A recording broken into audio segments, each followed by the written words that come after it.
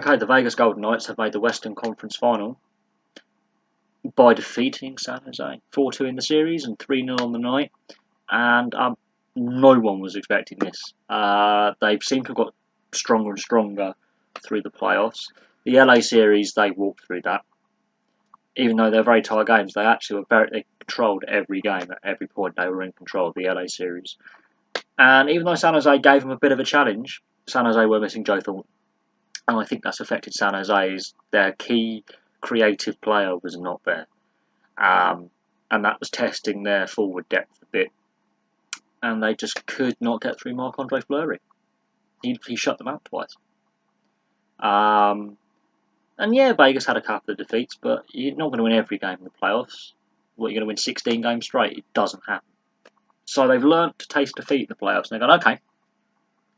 But after every defeat, they won the next game, which was crucial. They didn't lose 2 in a row. They lost 1 and bounced back. So it's all been a learning curve, this playoffs. But look how they're doing it. They are being so consistent. And George McPhee as GM, Gerard Gallant as coach, when the expansion draft rules were released and whoever was going to become the GM, the owner had to find a GM that could build a team.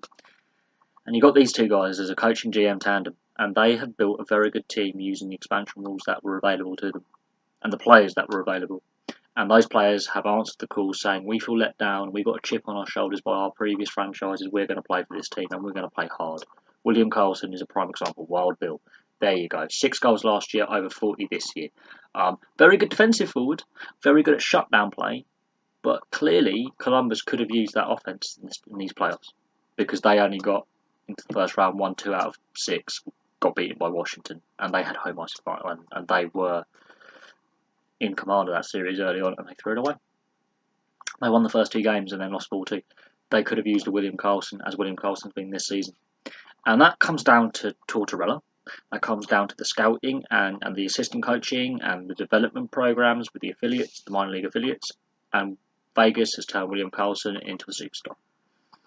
But he's still a very good defensive end forward as well. He's very, very defensively minded, but he has an offensive side that we haven't seen before. And Vegas has brought that out of him. George McPhee and Gerard Gallant have brought that out of William Karlsson.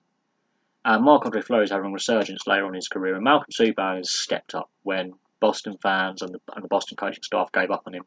He's shown that when he's had to step in for Fleury, be it on a back-to-back or when Fleury's been injured, he has been very, very good until he got injured. And then Dansk and Legarce and Ferguson have all stepped in. They've had to use 5 goalies this year. They still finished top of their division, and they still had decent record. So Vegas has a lot of good things going forward for the future, but what they used last summer, this time last year basically, to build this team has been outstanding. They've really got it right, and I think Seattle are going to use Vegas as a blueprint for when they come in a year or two's time. And will the expansion rules change? We don't know. They very well may do. But at the same time, it's looking good for the league expanding to Vegas. When people were criticising the move when it was announced a couple of years ago that Vegas would have a team, hockey pundits and the hockey media and the press were quite critical of having a team. I think this is not work. It's a PR stunt. It has worked. It's been very, very good PR, and it's growing the game in a non-traditional market. So the NHL can learn from this, and other leagues and other sports can learn from expanding to a non-traditional market and how to make an expansion team work. And I'm assuming Seattle will follow this, but Vegas are in the conference final. They're one step closer to a Stanley Cup, 8 more wins. Watch this space. They could do it, but I'm hoping my team win tonight against Nashville, because that'll be an epic conference final.